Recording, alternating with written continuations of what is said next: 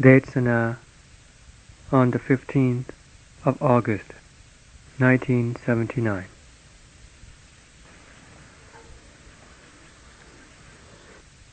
In one of the rules of the discipline, the Lord said that when we want to get other people's attention, we should not use our voice and call out. Instead, we should beckon them with our hand, waving at them. This indicates that the Lord wanted seclusion and quietude. Taking this seclusion or quietude as the basis or foundation for the practice of Citta Bhavana. The practitioners during the time of the Lord Buddha considered or took the practice of Citta Bhavana as their work and put their whole life into it. We can see that there is a great contrast between the followers of the Buddha Sasana, both the bhikkhus and the laity, of the present time and of the time of the Lord Buddha. This is by using the ways of practice in the past that were recorded in the text as a basis of comparison. We can see that they are very far apart and very different from one another. They are two different worlds. But the Lord Buddha and the Savakas only taught the practice of walking Jangama and sitting in Samadhi Bhavana. They pointed out the places that are suitable for the practices, and they pointed out the techniques and the ways of overcoming and correcting the kilesas, tanha and asava. The topics of conversation that they had during the time of the Lord Buddha was the Salleka Dhamma, which was the chief or principal topic of conversation. Salleka means cleansing or purifying. This is the cleansing or getting rid of the kilesas in all of our actions of body, speech, and heart. They should only be for the purpose of cleansing and eliminating the kilesas. Then it will be appropriate for we who have gone forth for the purpose of getting rid of and cleansing the kilesas from the heart, and not for the accumulating of these things. But right now we only have the appearance of one who has gone forth.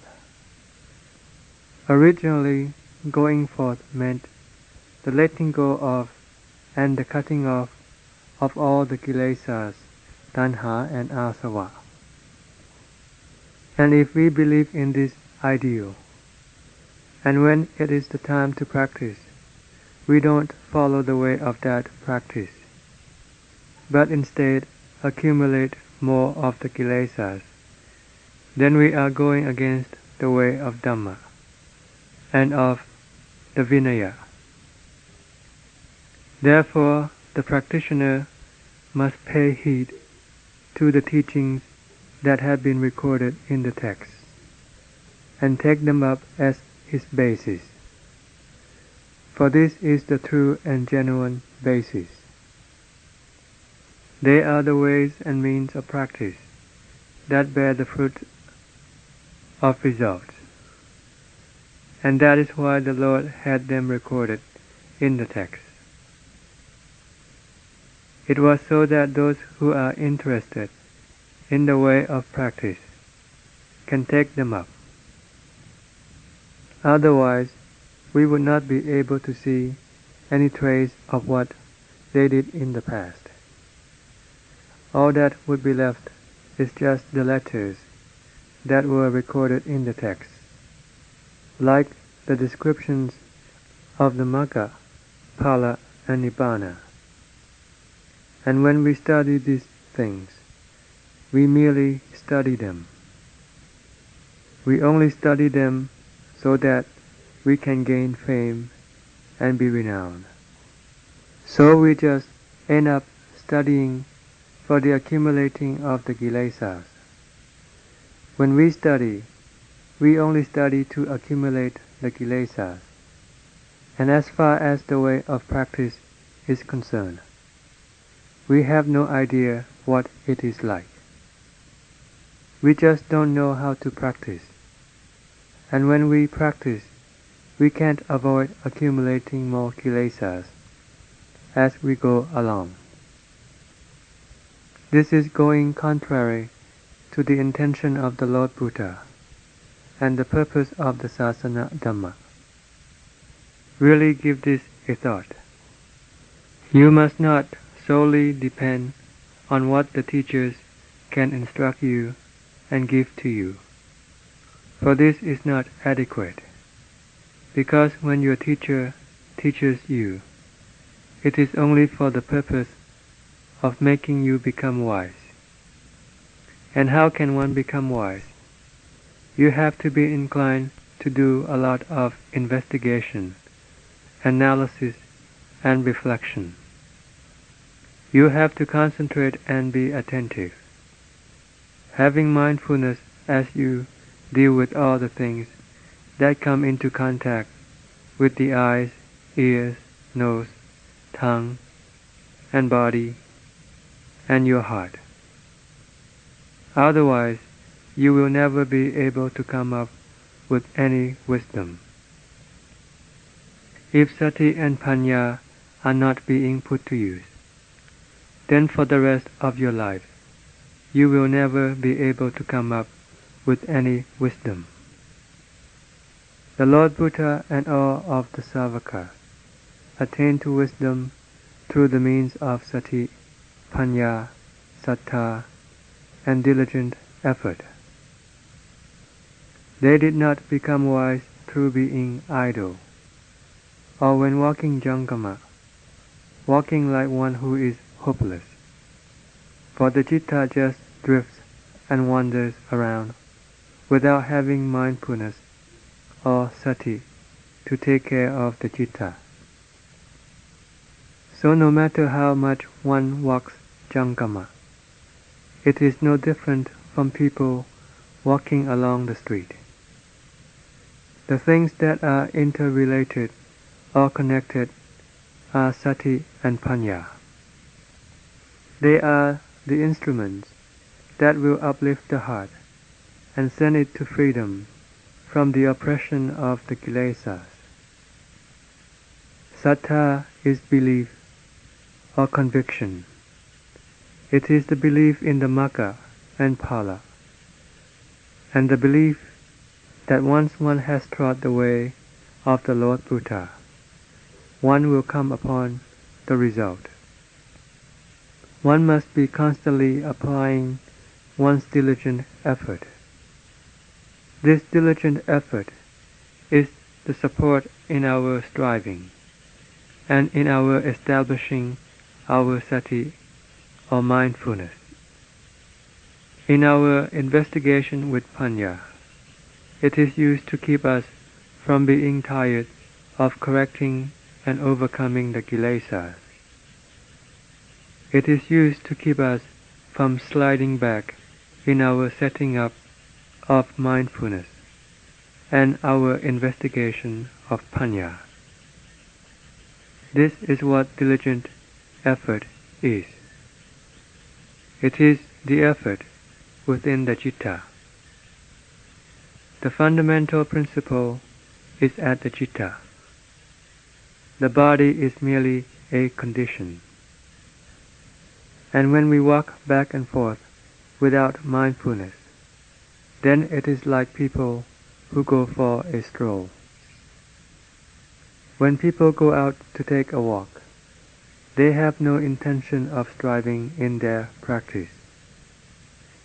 They are no worse than us, who think that we are striving in our walking jankama, or sitting in samadhi bhavana, without having any mindfulness.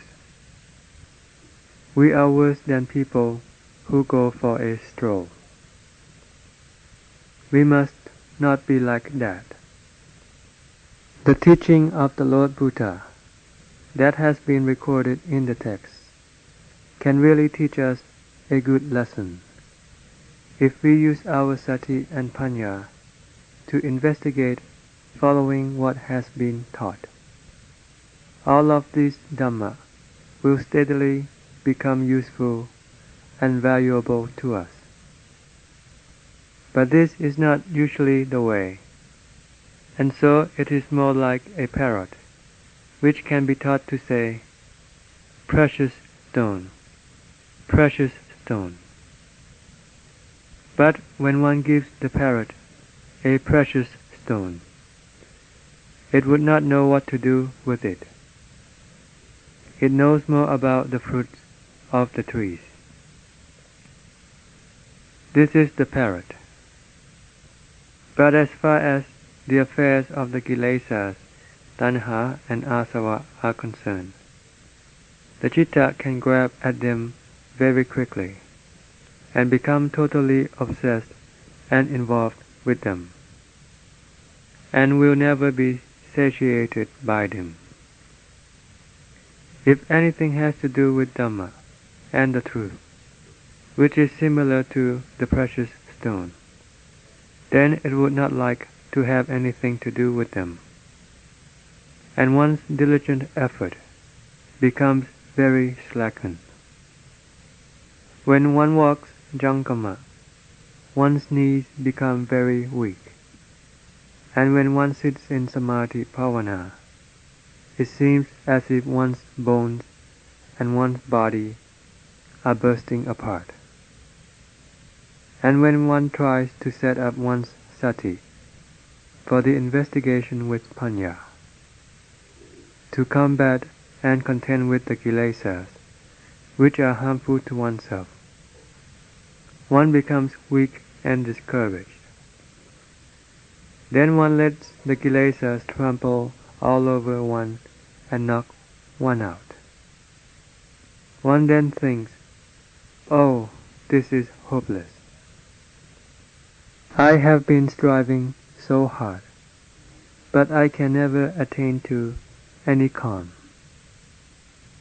So everything just turns in the way of the kilesas, even while one is walking jankama or sitting in samadhi bhavana.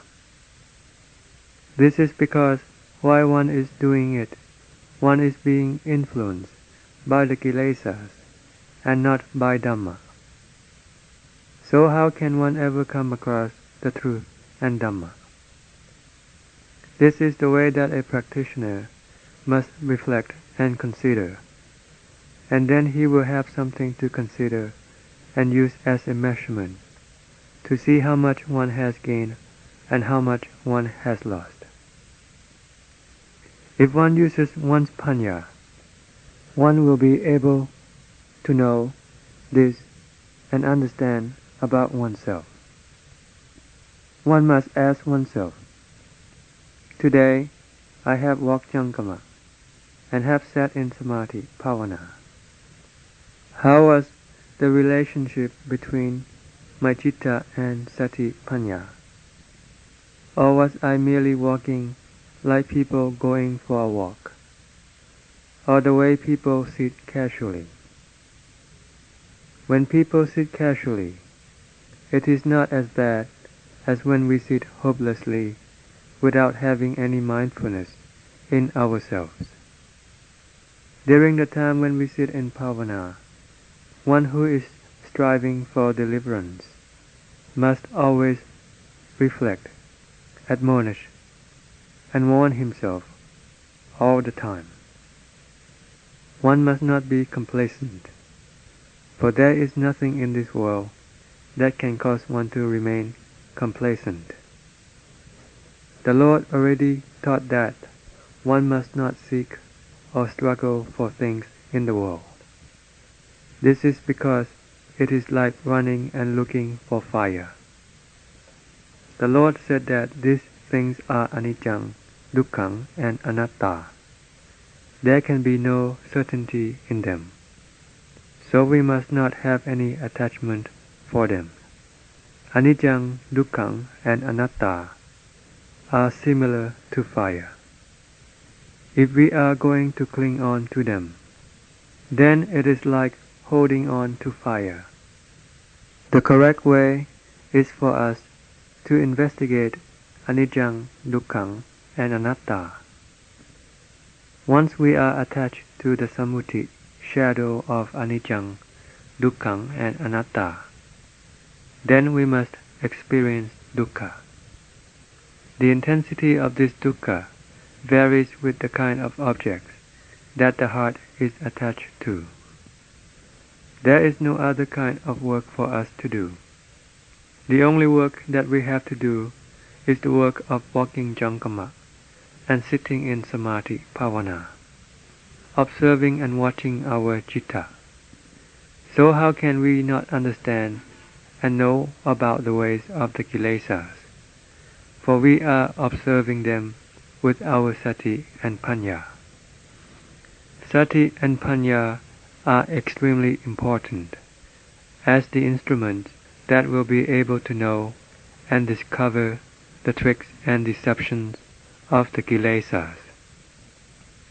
We will be able to know them in whatever way they manifest themselves, be it raga or dosa, or any form of bad temper. All of these will appear within the heart. And once the heart is being constantly taken care of, then one will know about them. This is because the nature of the heart is to know and have sati to acknowledge. We have to fix our attention in observing at this point, observing both the cause and the effect. And whether they disappear or not, it will not matter. That is, one should not speculate or have any wish for them to go away, for this is tanha. When dukkha arises, and any ill feelings arise, and if we have the desire or wish for them to go away, without doing any investigation to find out the cause of these appearances, and then correct these causes, then they will not disappear, but will instead intensify. They will become more and more intense, to the extent that one will not be able to lay them down. Therefore, the observing of the citta is extremely important. I really try my best to provide you with the opportunity to exert and strive in your practice. I really cherish and protect all of you, and I highly cherish the samana Dhamma, and I cherish highly the practice of walking jankama and sitting in samadhi bhavana. I take this work as the really essential work, and have entrusted my whole life to it, because the results that came forth are really satisfying. It is through this work that we can attain to deliverance from dukkha. There is no other work than the practice of bhavana that can liberate the citta from dukkha. This is the work of overcoming and getting rid of all of the kilesas, with the various means and techniques of sati and panna, which are not beyond our ability. I would really like my friends and fellow practitioners to come to understand Dhamma, beginning from samadhi onwards. What is samadhi really like? What kind of calm and coolness is there? If sati and panna are constantly focused and concentrated at the citta and observing it, then the citta does not have time to go and mess around, and to grab at this thing and that thing, which are just like poisons, which will afflict oneself. The citta will come to calm. And when the citta becomes reckless and stubborn, then one must use sati and panna to curb it, using the various techniques and methods. This is because sati and panna are superior to the kilesas, and this is what is called panna develops samadhi, and it is one of the techniques. This is when the kilesas are extremely wild. Then one must put all of one's effort into taming the citta. It is really a life and death situation. One must do it until one comes to understand. Then the citta will begin to draw inside and become submissive. This is the subduing or submission of the kilesas, for they cannot stand up against sati and panna. The kind of experience that I can fully relate to you is the kind of experience that I had in the practice of bhavana. Sometimes the citta became very reckless and went into the way of raga. Then I really had to put in a struggle until I was in tears. I really had to struggle and contend with it until I came to see the harm of it. When this happens, one must overcome it with the means and techniques that can catch up with it, and then one will see the harm of it.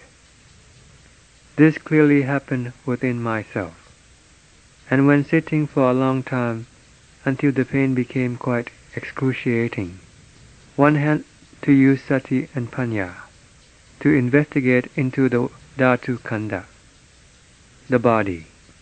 At this time, one has to let go of all the other work of bhavana that one has been doing. One has to let go of all the other work at the time when the dukkha vedana attacks us with its full force, and combat it with the means of sati and panna. One must not let the citta go out to any other thing, but to be revolving around with this dukkha vedana. One must really focus one's attention at this dukkha without letting mindfulness slip away. Sati, mindfulness, is really concentrated at this dukkha, like two boxes concentrating on each other. One cannot be off guard, because as soon as one is, one will be exposed and become vulnerable. It is the same way with our investigation. One must dig and analyze, and search into the crux of the problem.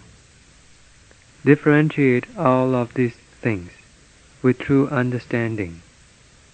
And when one truly understands, how can the wonder and the spectacular things not appear? There is nothing else in this whole world that can be more spectacular and wonderful than the citta itself. And likewise, there is nothing else that can be much worse than the citta itself. Once the citta has been trained, nothing can be more supreme and noble. Therefore the citta is vital. It is the most suitable vessel for all the different kinds of Dhamma, and significantly the Magga, Phala, and Nibbana. You must therefore strive and try to conquer the citta. Try to develop and train the citta. When you fast, it is the time when you really concentrate and intensify your efforts in your practice. Your exertion is then far more strenuous than it would normally be. When one fasts or reduces the quantity one eats, then this is the means of getting one's mindfulness, or sati, to become more nimble. For one who finds that fasting suits his character, then when he does it, in his practice of bhavana, he will become very quick and easy, much more so than when he eats regularly. But if one's character is not suited to this method, then it is really detrimental, because it will just cause one to become concerned or worried about food, turning one's exertion into sanya aramana, and one will not be exerting in the true sense. This is when one finds that fasting doesn't suit one's temperament. For one who finds it suitable for his character, then his body will become light. The citta will become quick, nimble, and alert. When one strives in the way of samadhi, one's mindfulness will be very good, and one will not be disturbed by sleepiness. So one can really see that the cause of sleepiness is just from eating a lot of food. After one has fasted for 2 or 3 days, then drowsiness will not bother one anymore. No matter how long one sits, one will sit erect like a post. And if one establishes calm of the citta, it will enter into it very readily. There is nothing to bother one's heart, and when one goes in the way of panya, then it will flow very easily, turning round and round and round. This is when it suits one's character.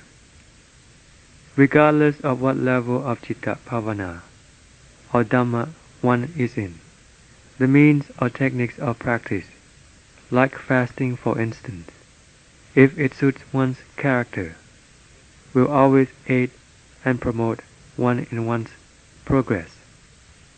But if they do not suit one's character, then they will always be contrary to or going against one's practice all the way. We should not speculate about things going away from ourselves, especially things that go away from our heart. Like when we try to imagine what kanika samadhi is like, or what upachara samadhi is like. This is just conjecturing or speculation. Or what appana samadhi is like. Or when someone describes when the citta has converged into complete concentration, we try to imagine what it is like. This is just imagination and conjecturing that goes away from the truth of the one who is going to experience this thing itself. For it is the heart that is going to experience this thing.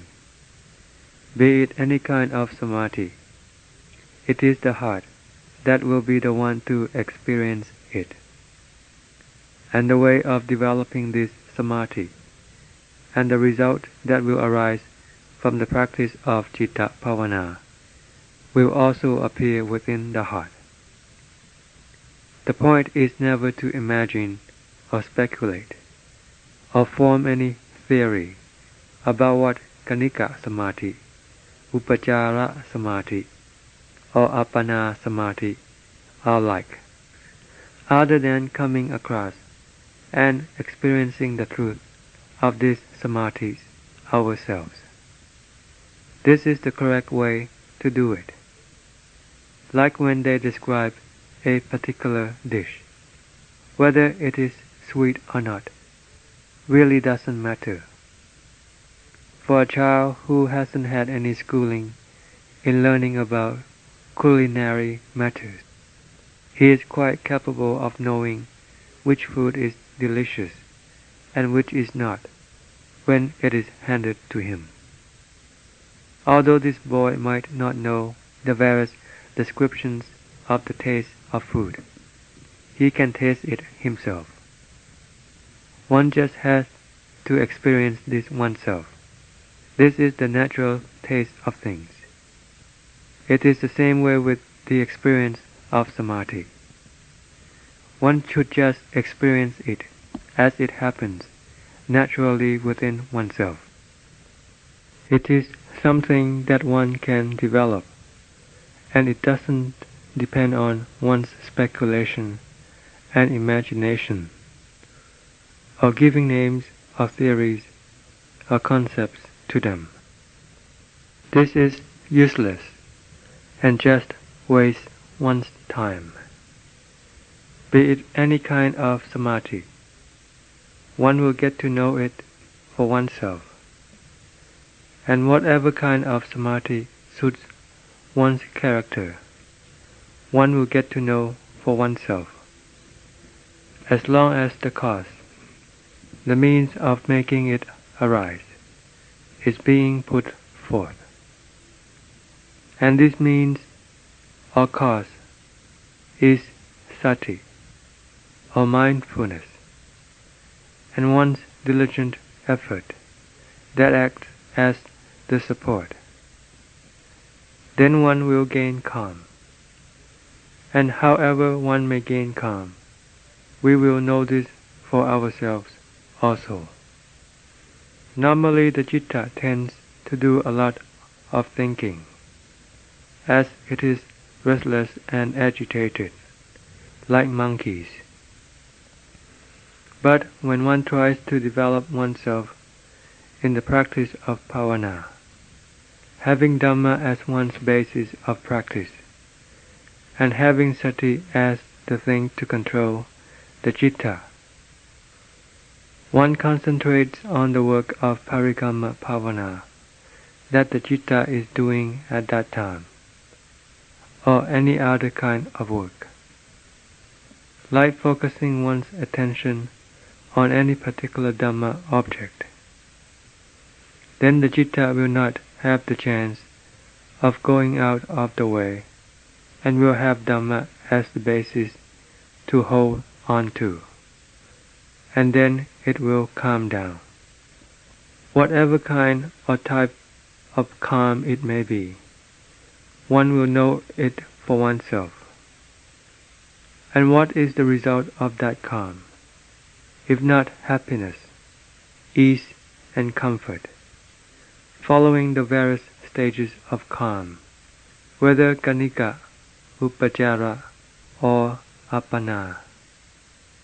The important point is never to speculate or imagine about them, for this is just a waste of time and an obstruction to one's practice of bhavana, especially so when one is doing the investigation, because this is the aramana of the past. What we have studied from the text, or what we have heard from our teacher, are all past aramana. If we take them in to interrupt the work that we are doing in the present moment, then it can cause the work that we are doing in the present to collapse. This is because the citta will have taken hold of the past without itself knowing it. One will not come upon any result. Therefore, during one's practice in the present moment, one should never allow the past to come and interrupt. Whatever might happen to the citta, let us just observe it.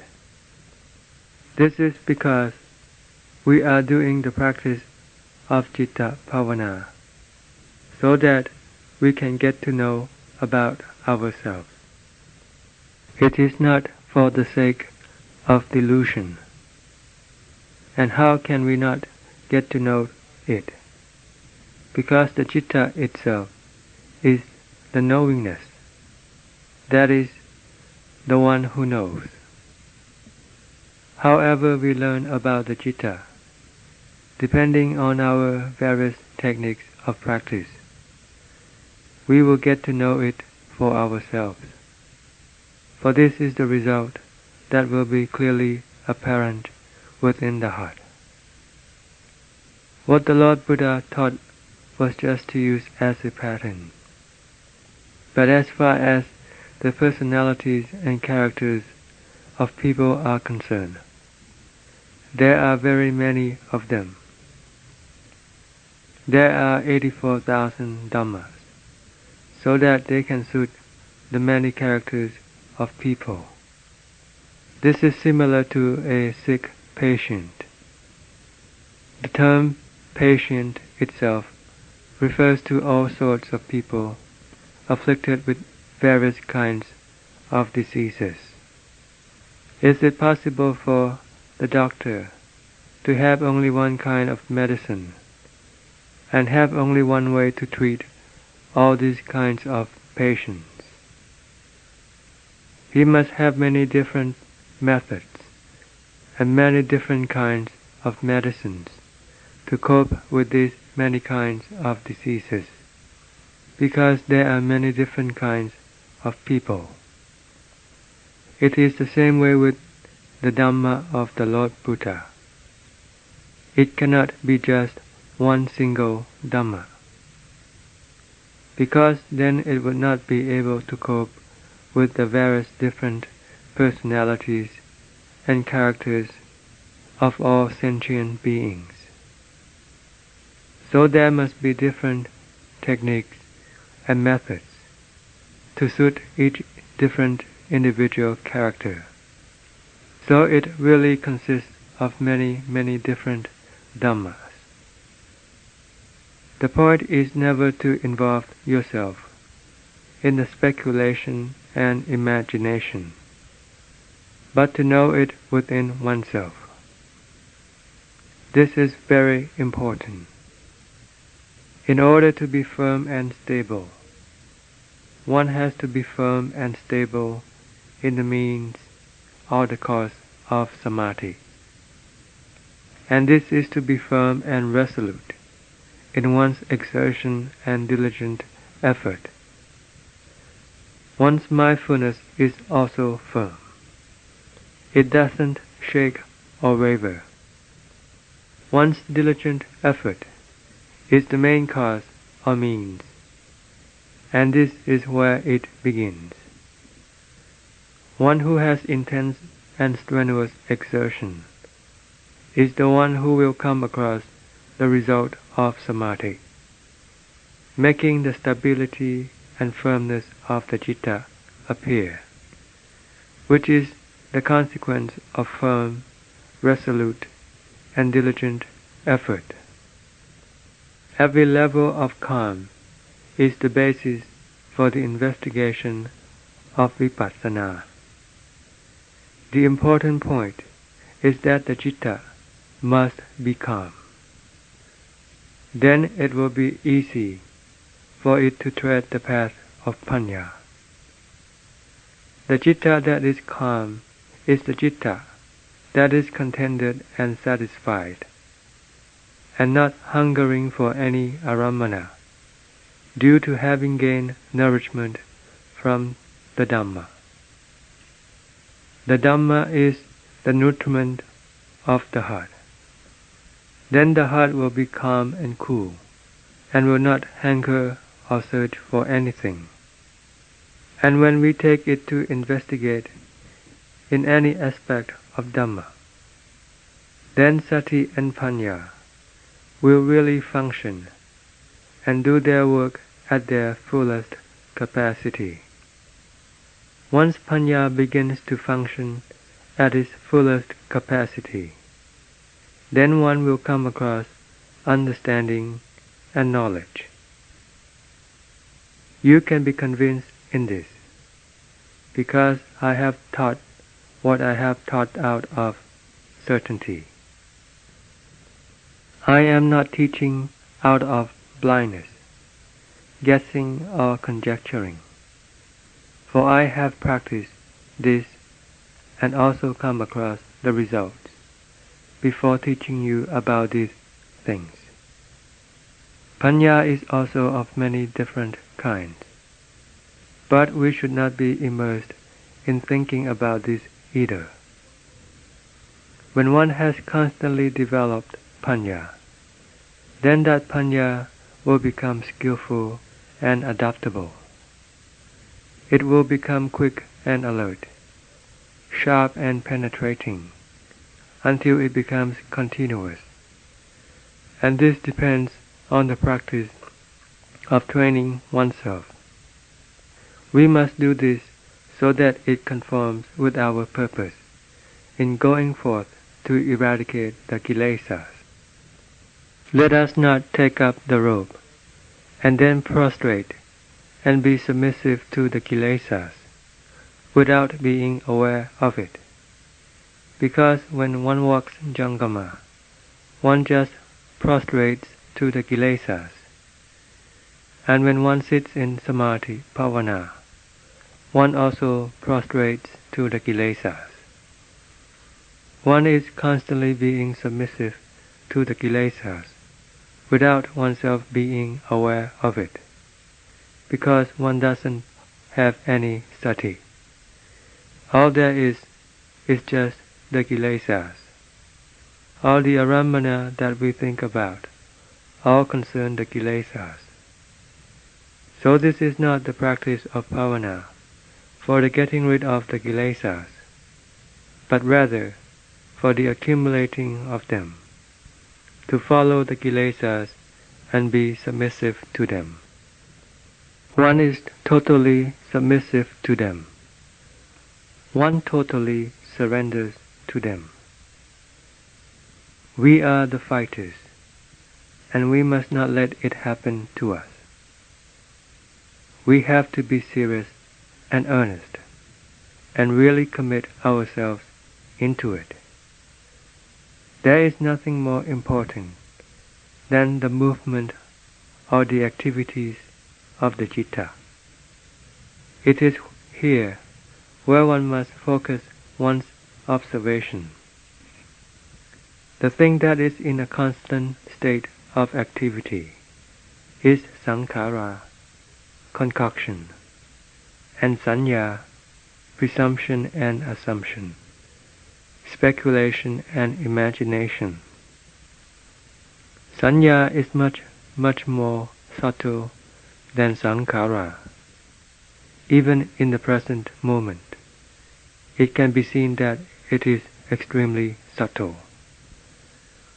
One doesn't have to concoct up any images, for it will exhibit itself and form up images. It is similar to water that is permeating through the ground. It just slowly permeates and flows out, and forms up the images, and builds up the various stories and affairs without having to do any concocting. This is sanya. But regardless of which khandha, they all fall within the realm of anicca, dukkha, and anatta. If we don't know what they are up to, or understand their true nature, then they can be the instrument to deceive and fool us, because they are the instrument of the kilesas, which deceive and fool us. You must really put up your effort. Be resolute and earnest. I would really like to see you experience samadhi. You who are in the practice circle, the practitioners of pavana.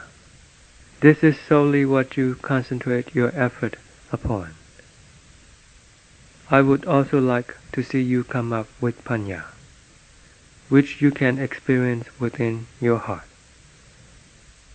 But when you only hear about your teachers and fellow practitioners, then this is similar to going shopping in the market and just looking at the other people's merchandise. They are just other people's possessions, and one does not have anything that belongs to oneself. And one doesn't have any money either to buy these things. So one can only has done is just to commit things into memory. What has one really learned? Not a single kilesa has disappeared from within one's heart with this learning. If one doesn't practice, then one will never come upon any result from merely committing things into memory. Please really get to understand this point, and really get into your practice. One who constantly tries to develop Panna will come across Panna. You must never take anything in to obstruct yourself, because 99% of these things are the affairs of the kilesas, and we are only left with just the 1%. If we are not really serious and earnest, then 99% will go to the kilesas. If they have 99 kinds of weapons, and we have only one kind of weapon, then we will not be able to fight with them. So we must produce and come up with the various weapons. We have to be really serious, resolute, and earnest. When one investigates the body, one must really do it, not merely investigate so that one can just pass them over. We don't investigate so as to be able to count how many times we have investigated, but we investigate for true knowledge and insight. How many times it might be doesn't matter. We have to really do it like that. We must force the Citta to remain at this place, and not allow it to go anywhere else, until it surrenders to us, and we can see this very clearly. This is really the surrendering of the kilesas. When we really contend with them, by putting our lives at stake, and going right into the basis of the principle of truth and reason, then the kilesas will eventually cower and submit to us, because our sati and panna are far superior to the kilesas. We can see this very clearly. How can these kilesas be greater than or more superior to the sati and panna that the Lord Buddha expounded to us? When the kilesas are forceful, then sati and panna must be equally forceful. The magga, which is suitability, the instrument of overcoming the kilesas, must also be very forceful. And when the kilesas become less intense, then the magga, the tools, can equally match them as well then. One can see this in the early stages of practice, when the citta is in a state of restlessness and agitation and anxiety. It is like when we are trying to tame a buffalo. In the end, it cannot fight against the tamer. It is the same way with the citta. In the end, it cannot go beyond our means. It cannot withstand our diligent effort and striving. It will become weaker, while sati and panna will become stronger. Then the citta can establish its basis, and then there will be peace and cool-heartedness. There will be no more gloominess and confusion, like fire that smolders inside the heart. This is like the fire burning the rice husks. It is just a smoldering fire. This is the way we are being consumed by such a fire. So we must clear out this fire with our diligent effort. And when the citta has attained to calm, then it will be cool, and the fire will become cool when the citta has calmed and has established its basis. This happened to me. The important thing is not to be complacent. One must be constantly struggling and moving on. When one is sitting in Samadhi Bhavana, one has to be really committing one's effort in the establishing of Samadhi for the sake of calm. And when one investigates in the way of Panna, one also has to do this very truly. Be very serious with Panna, investigating and analyzing.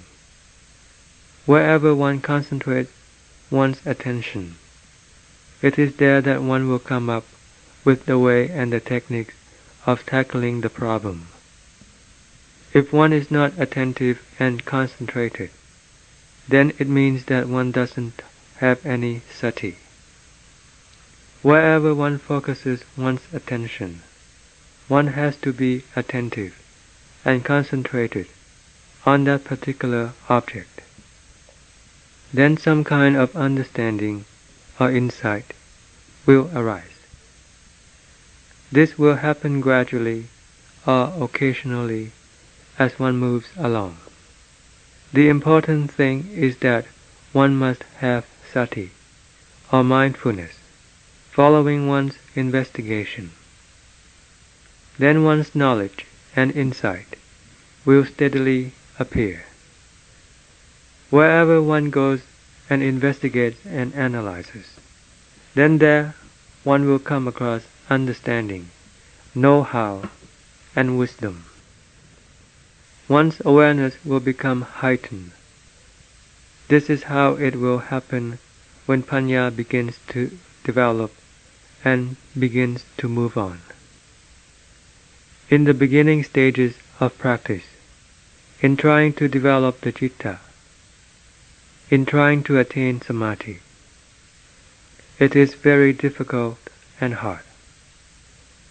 But one doesn't give up, for then there will be no possibility of going beyond one's giving up. One will be able to attain to calm eventually, for the citta will become weaker in its resistance. When one investigates with Panna, one should investigate the body, be it the body of people or animals, and the internal or external body. One must investigate to see that they are living cemeteries all over the whole world. Are we contented with living with these living cemeteries? We are a living cemetery, and so are other people's bodies. We are all living cemeteries, or living ghosts, and this is over the entire world. Is there any beauty or pleasantness in this thing? Is there any real essence in these things? There is none. And when we investigate on asubha, unwholesomeness, or particular filthiness, we find that they are just like that. And speaking with respect to death, or anicca, or dukkha, which covers both aging, disease, and death eventually, then also eventually we will come upon death. And this whole world is really the world of the dead. We are all just waiting for the time. This is just like animals waiting to go into the slaughterhouse to be slaughtered. They have to wait in the queue. Once we are born, all of us will be claimed by death. Death has already laid its reservation for all of us, whether we are a man or a woman, young or old, every one of us. It has already laid claim to every one of us, and one will die today, another will die tomorrow, and that one will die the day after, and so on and so forth. We have already been claimed by it. We have to investigate so that we can see that this is really so, and this is the way of Panna. It must touch us deeply inside our hearts. We have already been branded, but the problem is that we don't know it ourselves, for we are too immersed in eating the grass like the cows and the buffalo, for all these cows have been branded. We have also been branded by the Maturaja, the king of death. Anicca, change or impermanence, has constantly been putting its brand on us, putting its mark on us, and the sound that arises from this branding or marking can be heard throughout the entire universe. It is a very loud noise if it can be compared to sound, and if we listen with our ears, then they would just break apart. Our brain would totally burst apart, because the affairs of Anicca, Dukkha, and Anatta shake the whole world. They put their mark or brand on our bodies, every single part of them, and they are all branded with the mark of Dukkha, Anicca, and Anatta. This goes on constantly, all the time, even when we are sleeping. This marking never stops. When we wake up, they also put on the mark. And while we are eating and thinking, "Oh, today the food is delicious," they are also putting on their mark right there and then. When we are enjoying the delicious taste of the food, don't we know this? We have to investigate so that we can be fully impressed by this truth. Anicca is constant change. This is the truth, and this is the path, or the law of the Vattajaka. This is the way it is, and you must investigate until you can understand it. You must try to take hold of the real essence, the real possession, which is the heart. Don't leave it and pickle it with the filthy and dirty things in the pile of Anicca, Dukkha, and Anatta. You must take it out from these things, because the heart is extremely vital and of the most important essence. The heart is the real important essence, but even so, we cannot come up with any essence from it, because it is being diluted, for it is attached to or immersed in the maya of things that have no essence in them. They are Anicca, Dukkha, and Anatta, which we consider as the maya. So what essence can we find from these things, which are immersed in the maya? Even with a solid bar of gold, once it is immersed in the maya, it is not pleasant or good to look at. But the heart is far superior to a whole bar of gold. But again, when the heart is immersed in the maya of greed, hatred, and delusion, then what kind of essence or value could it come up with? So we have to try to uplift the citta and get it away from these things, from this pile of anicca and dukkha that constantly oppresses the citta, and anatta. Where can one say that there is such a thing as people or animals, or as I or they, or as something that we can cling to? Even in the citta itself, there are these things to be found.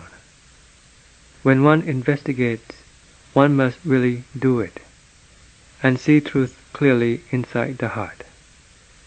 Because Dhamma is the truth, it is real, and we must never run contrary to the truth that has been taught to us.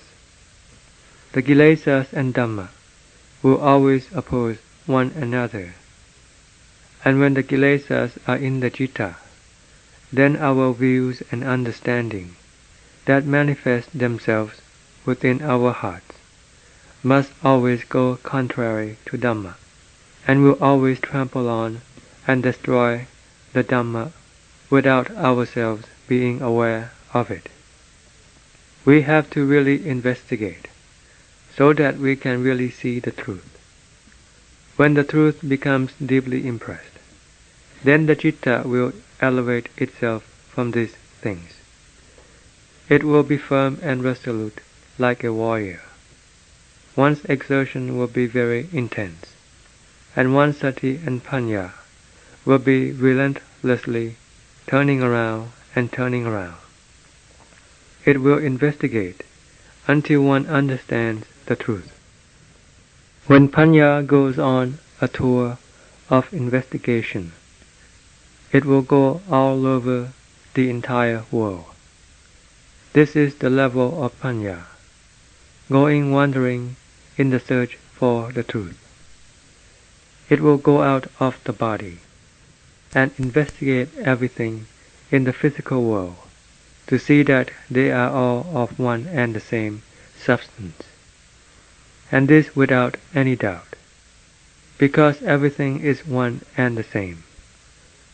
When it has compared both the internal and external until it comes to true understanding, then it will let go of these things, leaving them as they truly are. And now the burden of the citta becomes less and the scope becomes narrower. This is because the kilesas are becoming narrow, and one's delusion is also becoming narrower. The sphere of one's delusion becomes narrower, and it is not like before, when one seemed to be deluded in everything. This is because sati and panya can round them up or round them in. Sati panya will round them up and bring them in, and in the end, all that is left is just the 5 khandhas. One then must break these 5 khandhas into pieces. The rupa khandha is just like any other form. Vedana, either sukha, dukkha, or neutral, is experienced by everybody in the world. But the dukkha of others does not affect oneself. It is one's own dukkha that really affects oneself. And this is dukkha vedana. One must investigate so that one can see it very clearly. One will come across vedana, sanya, sankhara, and vijnana, because these 4 khandhas are interrelated. It doesn't mean that one must investigate them one at a time. The important thing is to focus one's panya on any one of them and come to true understanding following the true nature of these things. It can be either into the basis of truth of sankhara or the true nature of sanya, because then they will run together. One will come to understand all of them very clearly. Once one has understood, how can one not then let go of them? One will let go of them, because the reason why one hangs on to them is simply because one doesn't have the right understanding. We are learning the way of Citta Bhavana for the sake of knowledge and realization, and when we practice the way of Citta Bhavana, it is also for true knowledge and understanding about ourselves. We want to learn about our delusion in being immersed in anicca, dukkha, and anatta, both internally and externally. When one has truly seen and realized the truth, then Sati and Panna will withdraw within, because there is nothing else out there to fight, and the scope of the investigation will become narrower and narrower until it converges into the citta. And this is where one will have to totally eliminate them. Where can they hide away from Sati and Panna? In the citta, because it is right there where Sati and Panna will send them to destruction. When they are totally wiped out, then what is left? Gone is anicca, gone is dukkha, and gone is anatta. Everything is let go of and left as it really is. These three Dhammas are the path for the attainment of Nibbana. When one has arrived at one's final destination, then these three Dhammas lose their purpose. It is like when we travel on the road and arrive at our destination. The road that led us to our destination has no more purpose. It is the same way with the citta. When it travels through these anicca, dukkha, and anatta, until arriving at its destination, then this anicca, dukkha, and anatta have no more use. One's investigation that was turning around like a Dhammacakka will also come to cease, because all the kilesas have already been destroyed. And this is the kind of work that the practitioners during the time of the Lord Buddha were doing. And it was known that some of them had attained to the Magga, Phala, and Nibbana in such a forest, in such a mountain, over there and over here. This was because this was the kind of work they were doing. It was not the work of accumulating the kilesas, the work of involvement and confusion. As far as fame and honor is concerned, they are something that deceives us and leads us into insanity. They are just empty wind. The kilesas are really the chief culprit that deceives us with rank and honor, name and fame. What can really be more supreme than Dhamma? Let's fight until we can really get to see the Dhamma inside the heart. Then one will let go of everything. Name and fame, rank and honor are really child's stuff. They are kids' stuff, like the toys that children play with. Once one has seen the truth, then one will let go of these things. One will let go of all sammuti, and none of it will be left inside the heart. And this is the most satisfying result. From the beginning, when one has to struggle along on the uphill struggle, one can eventually attain to the result.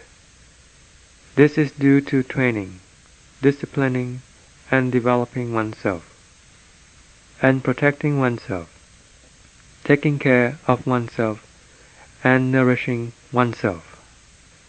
Then there is the possibility that one will progress. Therefore, please see the value of the training and disciplining of oneself, as well as taking care of and nourishing oneself, which is the heart. And this is the most important thing in the whole wide world. One must take the work of Citta Bhavana as the most important work of all. We must not take other kind of work in just to alleviate our annoyance, because then instead there will just be the annoyance, for this is just a way of increasing the annoyance. When the citta has attained to the ultimate, then it is blissful and happy, and that is the end of all problems. There is an end to the work of Citta Bhavana.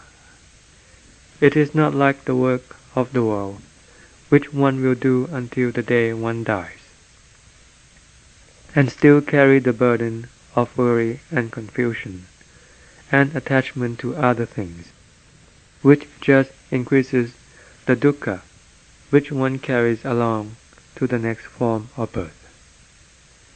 One can never come to any happiness, ease and comfort.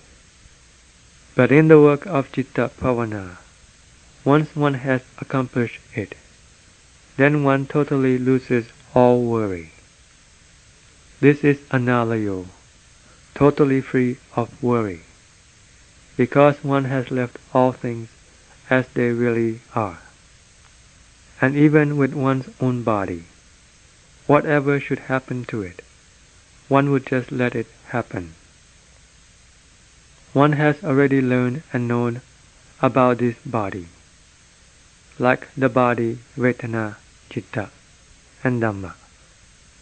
One already knows about the body, and that it is entirely full of anicca, dukkha, and anatta.